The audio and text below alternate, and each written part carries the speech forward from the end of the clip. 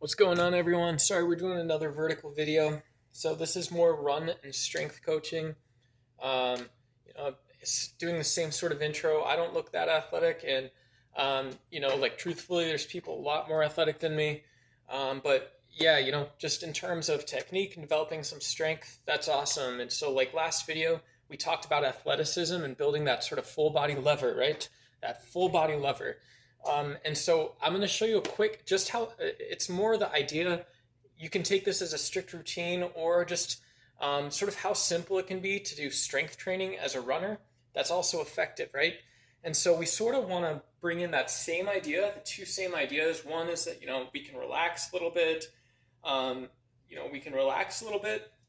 The other thing is, are we creep? We just make sure we're positioned in such a way that, let's just say, if I'm running and, maybe this is my sort of the trough or something of my stride or whatever, not a big deal or anything. But I'm prepared, I'm ready to create that sort of full body lever. And as we're starting to think about, creating a power curve through that movement, if that's how we want to think about it, we're also preparing sort of joints, ligaments, that sort of entire motion, even really nice and nice and light as well, right? So, we're running forward, and this is one of those things where it's like, okay, nice and light, nice and light, nice and light. Almost like a dance coach, right? And sorry if my garage is making noise. There's a windstorm outside. So nice and light. Not that big of a deal either. It's nice and simple, no problems. And the other thing we want to be able to do is, even if we're doing distance, we want those strong, adaptable, resilient joints as we're running through a course, whether it's cross country or it's just like a neighborhood and urban jog, or trail running, whatever it is. We want our body to be able to support ourselves through that at all times and in all ways. So we can also be able to shift positions, right? Maybe I get extended a little too far or something. So if I'm in my garage doing a strength session, I can line up like I'm doing like a normal run, but I can also drop down out to the side a little bit, right? I'm doing the same thing. I'm making sure my body is ready to create that lever, making sure my body's ready to create that lever. So here, here, here, here. And then when we get into more traditional things like duck walks or lunges or something, if I go down, my body's supporting me, set my hips back a little bit, I can go up, and there's a lever in place, right? A little more over my hips, nice lever in place. No problem. This is no problem. You can see I'm shifting my back foot around a little bit. Out to the side, no problem. So if I want to, I can do 1, 2, 3, half reps, 4, nice and relaxed, right? And so just as I'm in this movement, I want to make sure I'm moving tension all the way through. I'm finishing that movement. Even if I'm doing these partials, I'm finishing it. I can hold it for a second, and that's it. That's it, right? And that's the point of the video, of how easy it is to do these strength movements.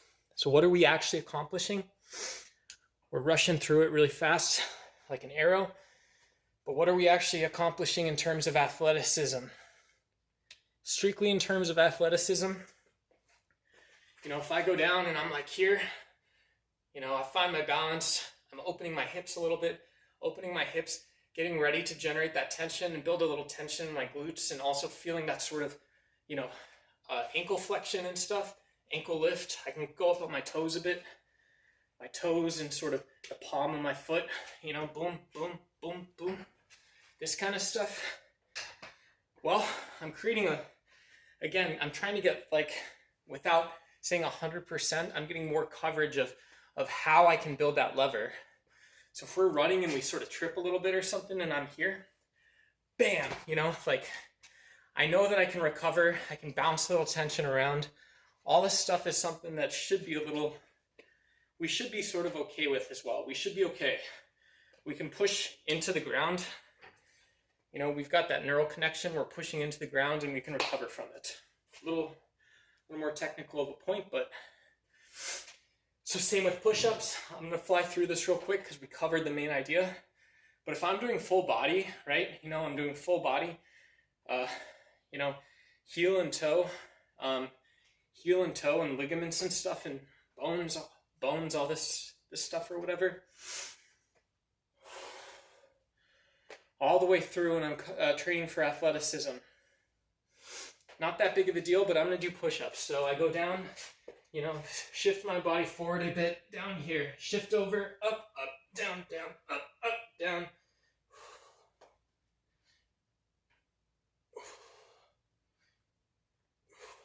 I'll put a little extra weight on there, half rep, full rep, down. And that's it, right? Nice and easy. You know, for your own goals, you can say, I'm gonna try and generally be pretty good about doing a 45-second rep. I can also just, you know, do a lot less, right? If that's what I'm going for. So 10 seconds. All that stuff. And so that's it, you know. Once a week, you know, twice a week, you know, 5 minutes a day, this stuff. If you're in like a heavy running block, 5-10 minutes a day of this stuff, you know, even like 4 to 8 sets, that's pretty good, you know. You can adjust it, you know, and if you're doing like more real strength stuff, tripping all over stuff, but like, you know, you got to kind of ask when you're going down to your toes, like, oh, I'm not that strong, but I can kind of curl like the 40-pound dumbbells. I'm sure there's runners that can do a lot more, but like, you know, is this doing the same thing, or is this like a, you know, if I'm kind of doing that full body sort of Spider-Man, Superman pose and stuff, is that stuff a little bit better? I gotta think that it is. That's the video. Good in ancillary movements, and like get some philosophy and thought and stuff into it too.